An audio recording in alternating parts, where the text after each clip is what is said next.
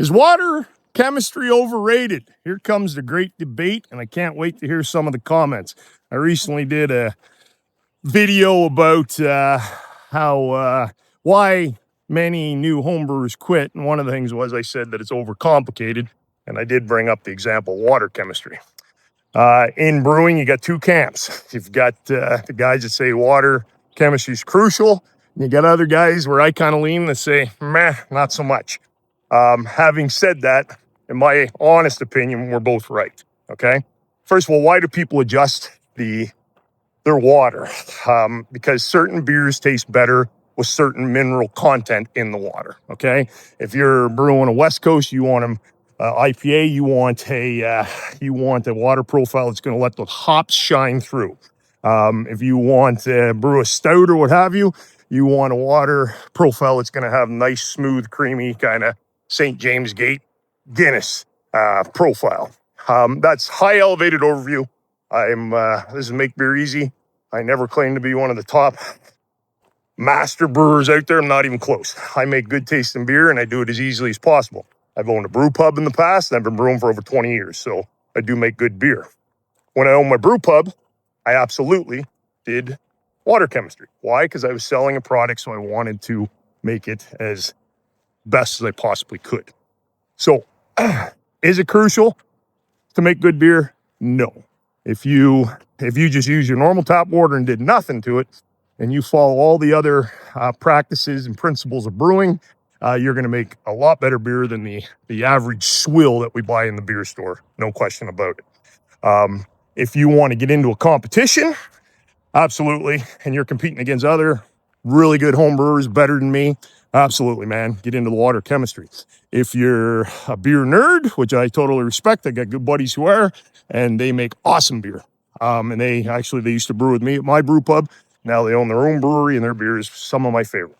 They're big water chemistry guys. So, good beer? No. Outstanding, excellent beer? Yes. Now, having said that, a couple things I want to touch on.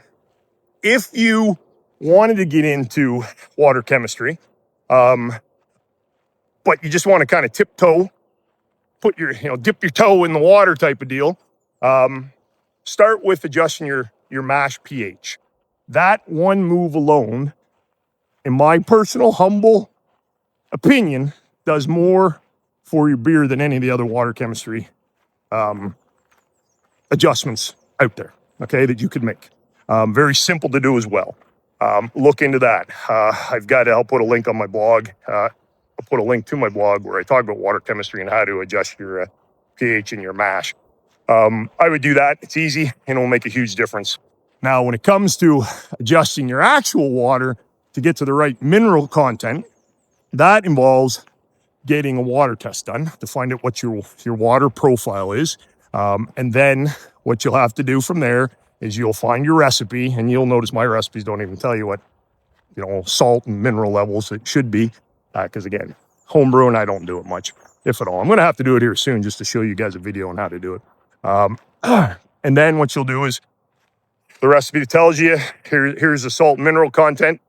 You take yours, and then you've got to adjust it, your present one, to fit what is required. There's a horsefly trying to take me out here. See, I'm trying to be healthy and walk, and you got to deal with nature trying to take you the hell down. Man! And that's what you do. That's a little trickier. What I would consider doing, and the comment I got on my video I was talking about earlier, why a lot of new homebrewers quit, is he recommended starting with reverse osmosis water. So you're starting with a blank sheet. Okay, so and then so you have no mineral content, you have no salt content, it's just blank. So then all you got to do is add the salts and minerals to get it up to what the recipe requires versus trying to alter yours. Much easier. I actually considered doing that because I've been brewing these seltzers, and so easy that there's a side of me that's thinking it might be fun to start a little hard seltzer business out of a garage or something. And if I did that, I would use reverse osmosis water. The systems, I look into them. Some are expensive, some aren't. So it does add another cost to it. So that's all I've got, guys. I will post the link under this video so you can look into water chemistry, how to do it. Absolutely. I've done it many times, especially when I own the brew pub. It's just not something I give two rats about right now, because the beer I make with just now I'm on a well, okay? So that's something else you guys got to keep in mind too. If you're on city water, you got chlorine. That's a total different animal. I'm on a well. I like my water profile. It makes good beer. I don't have any complaints. So do I do it much? No. And again, this is Make Beer Easier. I'm just teaching you guys how to make good beer easily. Water chemistry is the next level, no question, and it can be complicated. Now, having said that, I know I'm going to get comments that it's easy.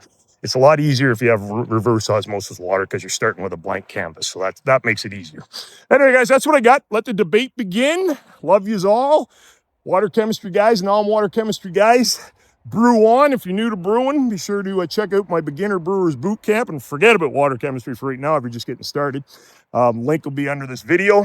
And if you've been brewing for a while, I do give away my top 5 best-selling recipes from my brew pub, my own personal recipes. You can grab those as well. Links under the video. And that's what I got, guys.